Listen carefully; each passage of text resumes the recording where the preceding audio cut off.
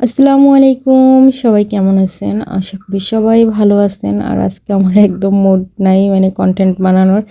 তারপরেও বানাইতে হবে, কিছু করার নাই। কারণ এটা আমার রেগুলার ডিউটির মধ্যে পড়ে। আর আজকে আমি উঠছিও অনেক দেরিতে, মানে প্রায় ১১টার দিকে। আর আজকে যে শুক্রবার তাও আমি ভুলে গেছি।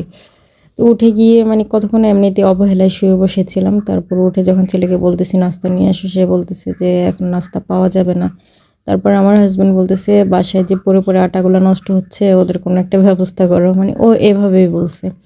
তো কি আর করার, ওদের কথা শুনে বুঝলাম যে ওরা নাস্তা নিয়ে আসবে না। তো আমি নাস্তা বানাইতে আসছি, তো নাস্তা বানাইতে আসছে আমাকে দুইজনেই হেল্প করছে। আমার হাজব্যান্ড রুটি সেঁকে দিছে, আর দেখেন রুটি ছাকছে। যে এই রুটিগুলো যদি আমি ছাকতাম তাহলে বলতো যে আমি তাকে ভালোবাসি না, সেজন্য রুটির কোনো যত্ন নেই না।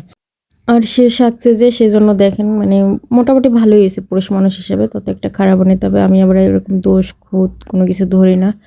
তো যাই হোক, সকালে রুটি বানানো থেকে দুপুরে রান্না পর্যন্ত আজকে একদম অবহেলায় গেছে।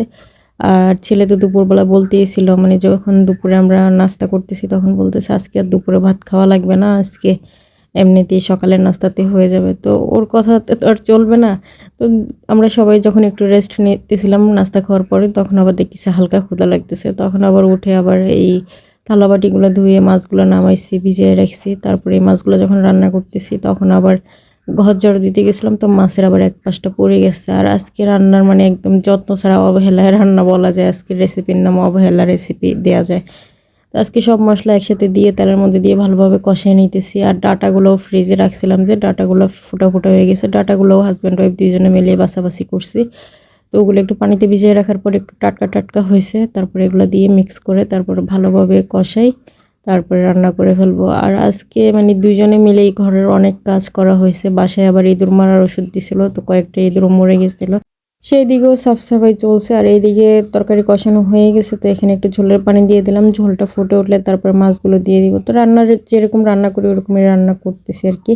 তবে আজকের রান্না একদমই অবহেলায়, মানে মজাও ছিল, দুইজনে হাজব্যান্ড ওয়াইফ দুইজনে মিলে মজা করতেছিলাম, আবার রান্নাও করতেছিলাম। মানে মোট কথা রান্না-বান্নায় এত ধ্যান ছিল না। আর আজকের ভিডিওতে একটা মেসেজ দেই, এটা সবার জন্য, মানে পারিবারিক একটা মেসেজ বা সামাজিক মেসেজ হইতে পারে। মেসেজটা হয়েছে যে আপনারা যারা জুয়ায় আসক্ত, নেশায় আসক্ত হলে নেশা ছাড়ানো যায়, বাট যারা জুয়ায় আসক্ত, যারা বাজি ধরেন বা ব্যাট লাগেন, এই সমস্ত কাজ থেকে মানে দূরে থাকবেন। কারণ এগুলা যদি একবার আপনার রক্তে মিশে যায়, নেশায় পড়ে যান, তাহলে দেখা যাবে আপনার ঘর বাড়ি সব কিছু চলে যাবে। কিন্তু নেশাখোররাও ফ্যামিলিকে ভালোবাসে, কিন্তু জুয়ারি যারা, তারা কিন্তু নিজের ফ্যামিলিকেও ভালোবাসে না। তারা নিজের বউ বাচ্চাও বেঁচে দেয় অন্যের কাছে। কারণ এটা আমি আজকে একদম চাক্ষুষ প্রমাণ পাইলাম একজনকে দেখে। তো এই জিনিসটা কখনই করবেন না, কখনই কোনো জুয়ায় কোনো বাজিতে টাকা পয়সা লাগাবেন না। একদম শূন্য হয়ে যাবেন, একদম জিরো হয়ে যাবেন।